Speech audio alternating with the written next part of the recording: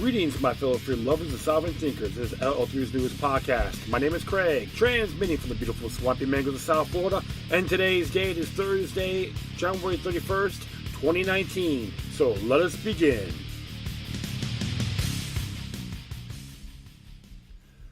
Thanks for tuning in, folks. Yeah, I decided to do another show. So what the hell? And it's late right now, late Thursday night in Fort Lauderdale, Florida. I'm in my camper, kicking back. You might hear some trains coming by, but it's not as loud. So, in the heart of the New River, which is very cool. I like it out here. You know, I don't really complain about South Florida, but like everything has its pros and cons. But one of the biggest turnoffs I know, I see all these luxurious pigeonholes being built, trying to make like mega cities. And I can let all those architects know one thing for sure. Florida is one big piece of limestone. When I see what's happening down in Miami, see all these buildings and everywhere, it drives me crazy because one, it destroys the foundation. All right, and the buildings do sink, and that's a fact. Because even on the beach, if I'm correct, they don't have 30-year leases. Okay, so along the beach area, because they're building so much, it's getting really ridiculous and totally unnecessary. And another thing too, I can say is I hear all these great things about. They're all trying to praise Kamala Harris, and here's what I have to say. She hates the Bill of Rights. She's a big taxaholic, pro big government, and plus their parents are foreign born. And it's not being a bigot, even though she was born in the United States, but is not considered a natural born citizen. So I consider her null and void, invalid, illegal, unacceptable. The same thing happened with Barack Obama when they said his follower came from Kenya. Null and void. So to be very frank, it's anything he signs is illegit. And plus, even with Ted Cruz, because he was born in Canada, Edmonton, Alberta, Canada. And her mom is an American. Father was born in Cuba. But they say that's exceptional. Nope, it's null and void Cruz. And nothing against him. You know, I have my disagreements. I find some things fishy. But there's certain areas I can agree with them on. But as the president, he's null and void. So I say that ethically. I don't care if they have the same surname as mine and they're whiter than me. Okay? So don't even think about it, folks. And many of you listeners out there know I'm not using racial bias. I'm going ethical, not ethnical or racial, plain and simple. So I'll just leave it at that. But today I'm going to be talking about a couple of things pertaining to constitutional carry, which it happened in South Dakota, which is fantastic, and even Mississippi's fighting the bump stock ban, which pertains under the ATF regulations. Bureaucrats know best, which the Bureau of Alcohol, Tobacco, Firearms, Explosives is unconstitutional. So, without further ado, this came out from newamerican.com. South Dakota allows constitutional carry. Mississippi fights bump stock ban. This is by Bob Elderman. As it reads here, the day before signing South Dakota's constitutional carry bill into law, South Dakota Governor Kristi Noem tweeted, "Our founding fathers believed so firmly in our right to bear arms that they enshrined it into the Constitution. Tomorrow, Thursday, I will sign SB 47 into law. This constitutional carry legislation will further protect the Second Amendment rights of law-abiding South Dakotans." This echoed the sentiments of the bill's sponsor, Senate President pro tempore Brock Greenfield. What he says here, we're simply trying to create a situation in which we recognize that the Second Amendment is paramount and will not be infringed. SB 47 does much more than that. It adds to momentum favoring constitutional carry, carrying concealed without first attaining a permission slip from the government. That makes South Dakota the 14th state to recognize its citizens' rights. It gives encouragement to other states such as Texas, which are considering similar measures. And there's one bill on the floor in Georgia as well. I'd like to thank the 10th Amendment Center for putting that out. 2. It provides the foundation for other states such as Mississippi to nullify state cooperation with federal government officials on enforcing unconstitutional rules, i.e. the ATF banning bump stocks. Federalist Papers 46 says the same thing, written by James Madison. It was legal to carry a firearm openly in South Dakota, but not concealed unless a permit was granted. Now a citizen is free to carry however he or she wishes. It places those citizens so choosing on the same playing field as criminals who also carry concealed, but without regard to the previous law. As Greenfield expressed it, criminals are already carrying concealed firearms without permits with no regard to our laws. Michael Bolton of the 10th Amendment Center sees a much more important, far-reaching effect, the move toward allowing citizens the freedom to exercise their constitutionally guaranteed rights. While permitless carry bills do not directly affect federal gun control law, the widespread passage of permitless concealed carry law in states subtly undermines federal efforts to regulate guns. As we've seen with marijuana and industrial hemp, a federal regulation becomes ineffective when the state ignores it and passes laws encouraging the prohibited activity anyway. Less restrictive state gun laws will likely have a similar impact on federal gun laws. It will make it much more difficult for the feds to enforce any future federal gun control and increase the likelihood that states with few limits will simply refuse to cooperate with federal enforcement efforts. Such actions, such as passing and signing into law SB 47, would lower the barriers for those waiting to exercise the option to defend themselves with firearms and encourage a gun-friendly environment that would make federal efforts to limit firearms that much more difficult. Mississippi, which allowed constitutional carry in 2016, is taking the next step, prohibiting state officials from cooperating with the federal government in enforcing unconstitutional laws. In Mississippi's case, the bill is written in such a way as to preclude federal enforcement of the ATF bump stock ban, which goes into effect next month, as Mike Meharry wrote for the 10th Amendment Center. The legislation will bar any state agency, department, or political subdivision of the state, along with their employees, from planning, implementing, assisting with, participating in, enabling, or cooperating with, quote, any federal law, rule, regulation, or order created or effective on or after January 1st, 2018. If the law, rule, regulation, orders attempts to A. ban or restrict ownership of semi-automatic firearm from any magazine of a firearm, B. require any firearm, magazine, or other firearm accessory to be registered in any manner, or C. confiscate a firearm, magazine, or other firearm accessory from law-abiding Mississippi citizens. I know that's driving those gun control freaks in Washington crazy, and I think it's fantastic. Because the bill is retroactive to January 1st, 2018, it will prohibit the confiscation of bump stocks under the unconstitutional bump stock ban instituted by President Trump through executive action late last year. Bolton noted that federal enforcement efforts often rely heavily on state and local assistance, but, quote, by withdrawing all resources and participation in federal gun control, states and even local governments can help bring these unconstitutional acts to their much-needed end, unquote. So the impact of South Dakota's Governor Kristi Noem extends far beyond her state's borders. Her state's new freedom for citizens to enjoy constitutional carry is, in effect, a nullification of federal laws that infringe on the Second Amendment. The more Americans enjoy these freedoms, the more difficult it will be for the federal government to take them away. And it was interesting because the author of this article isn't crazy about Governor Kristi Noem, but gives her the thumbs up for making this a reality. And this is why, my friends, we're not supposed to trust government, but if they do something that's legal, exercises natural rights, you thank them regardless.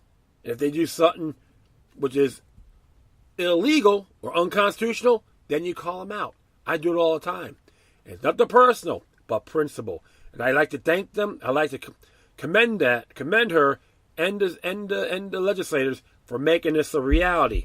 And what was really cool here, because there's another page related to this.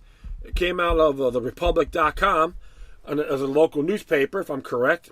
It says here, but it's by Sarah Madoff. And it's to sign permitless concealed carry into law. Came out yesterday. As I says here, which is a law. South Dakota, Kristi Noem, at her 2019 inauguration, formed new service files. Republican Governor Kristi Noem announced on social media that she will sign, which has already been done, to carry concealed permit into law Thursday. Noem's announcement on Wednesday, January 30th, came less than 24 hours after the House passed Senate Bill 47 by a 47-23 vote on Tuesday. It passed last week by 23-11 vote. The governor's office later announced via news release Noem will host SB 747 signing ceremony, first signing ceremony of the 2019 legislative session, end of Noem's tenure as governor at 12 p.m. Central Time, which is today. Happened today. South Dakotans currently do not need a permit in order to open carry, but in order to carry a concealed firearm. In order to obtain a concealed carry permit under current statute, a gun owner must pass a state background check administered by their county sheriff's department and pay a $10 fee. SB 47 eliminates that mandate, but gun owners could choose to still get a permit in order to take advantage of the reciprocity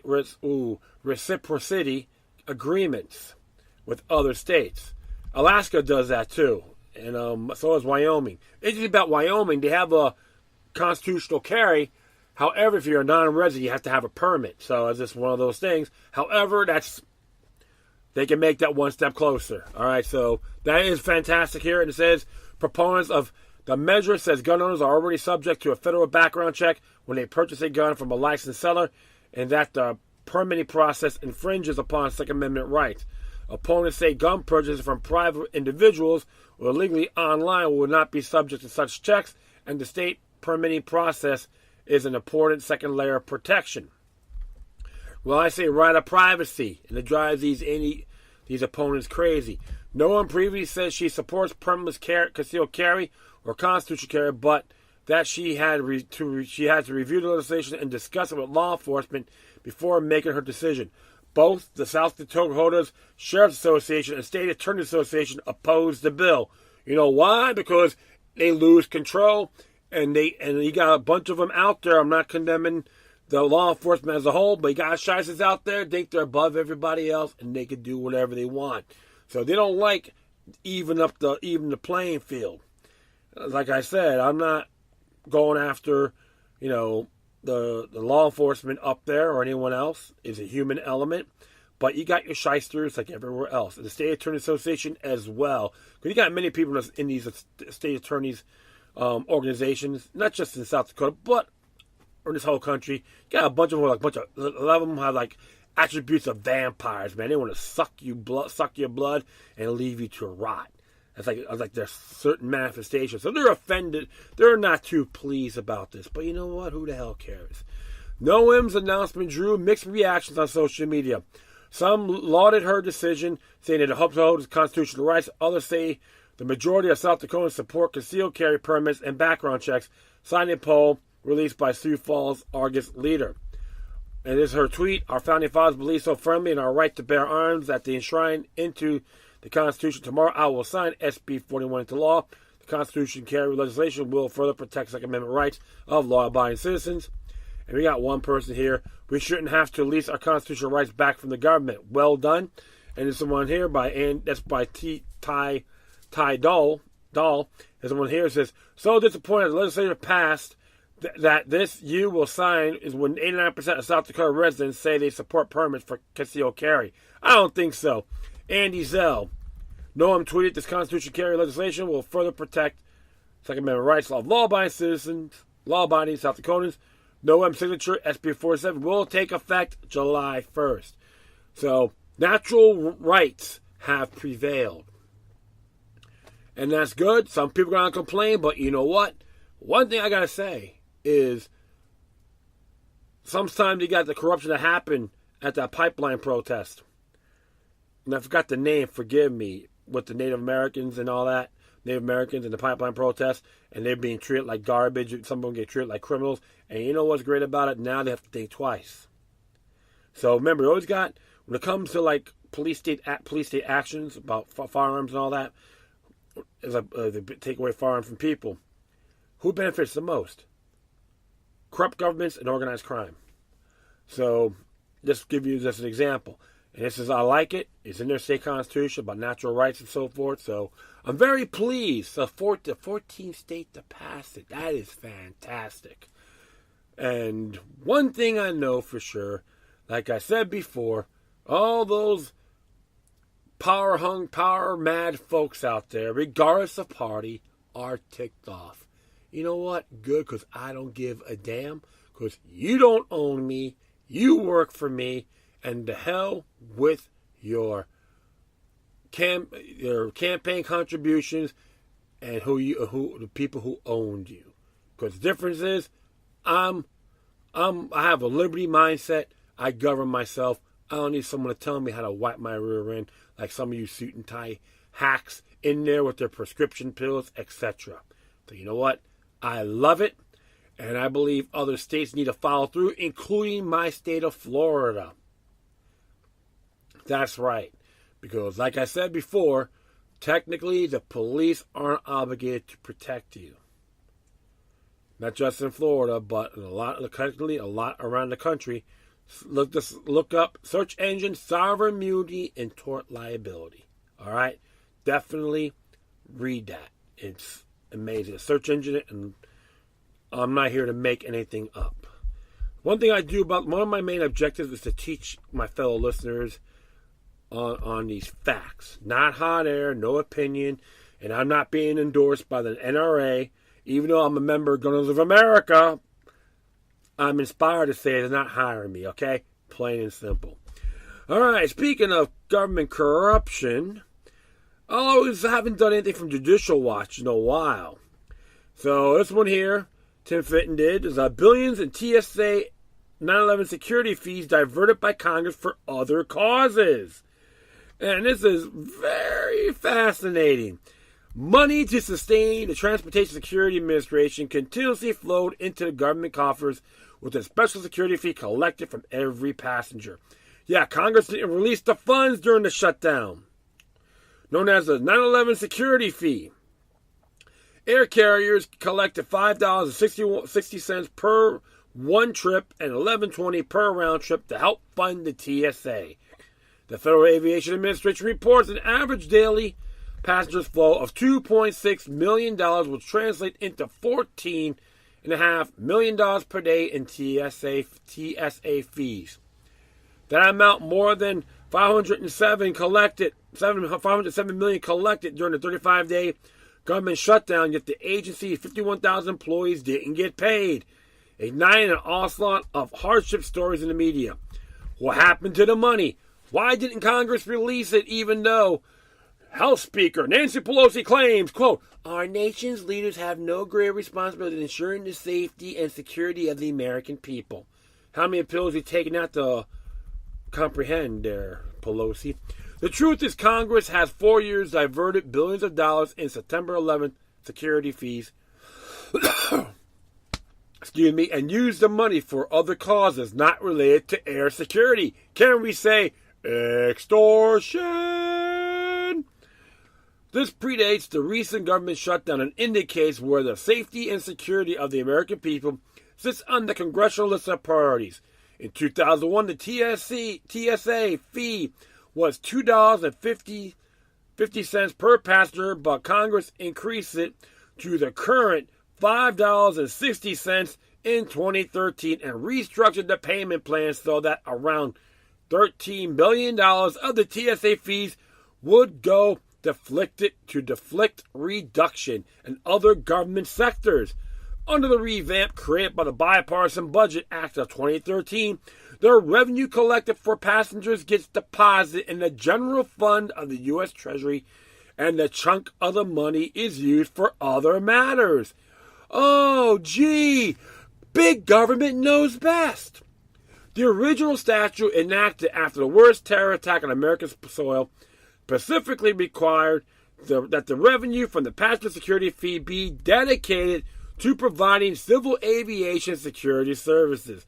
The Budget Act amended to require that a portion of the money, $12.63 billion generated over 10 years, is deposited in the general fund as, quote, offsetting receipts for the federal budget.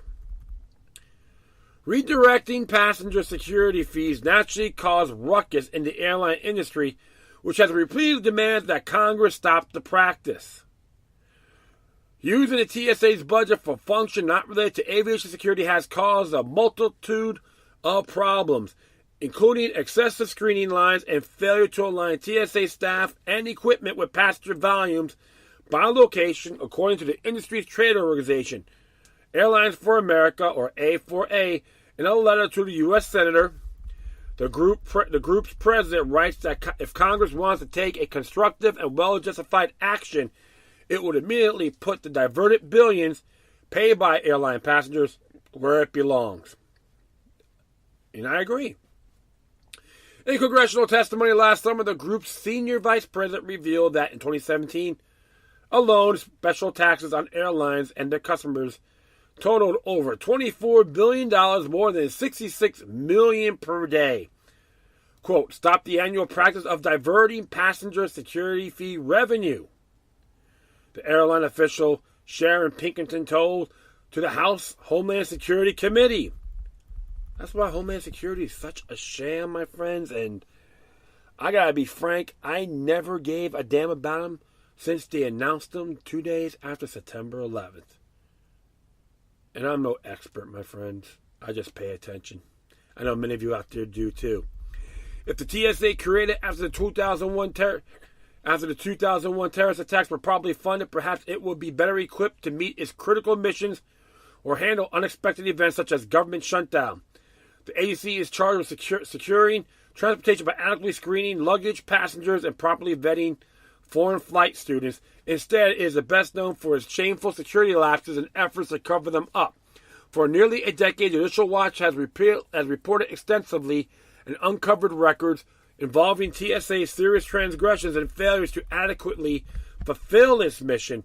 This includes missing guns and bombs during covert exercises known as Red Team's test.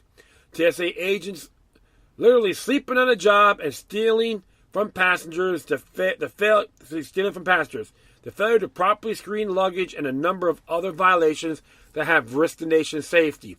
Records by Judicial Watch a few years ago show hundreds of badges that allow agents to assure access security of airport went missing, along with uniforms and other devices used to control entry.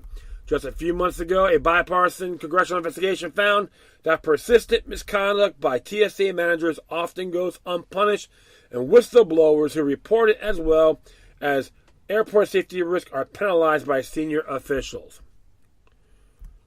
Government corruption at its best. That's why many of us say TSA stands for thousands standing around. And you know what? I'm glad I had that vigilant mindset. And many others out there as well. Remember, friends, when government knows best, it turns to manure. And this is why we got to get, I think, the airports, believe it or not, are run by local municipalities, and we should tell them, get rid of this organization. And if there's some good folks in there that want to go get it done privately, the ones that are more qualified, let them do it. Get rid of all the dead weight. We could save a lot of money. Okay? Look at that. $5.60 per one-way trip, and it goes to nothing. It doesn't benefit anyone. That's what big government's all about. I know a few places are doing privatizations. I see 22 airports, including San Francisco. I talked about that a while back, but you know what? Let's do it. Let's enhance it for every airport in this country to be TSA free. Remember, friends, they need us. The government needs us more we need them. All right. I thank everyone for listening. Plus, feel free to download and share us on social media networks. If you have any questions, comments, something that's interesting we want to check out, whatever you do, please feel free to address your correspondences with decorum. Plus, I will leave all my social media sites and email addresses on my Spreaker page. Just to let you folks know, Google Plus is gonna be terminated starting April 2nd. So I'm on BitChute plus Brighton.com, which is started by Mike Adams. And you could I will put those up there as soon as I can, but just type in my name, Loki Luck 3 with 3 eyes, and you will find me in those 2 sites, okay? Once again, thank you for your time. Plus, always remember that demoniac resistance is something for the soul and can liberate humanity. Until next time, take care of yourselves. Keep on spreading love, and may your guardian spirits be with you.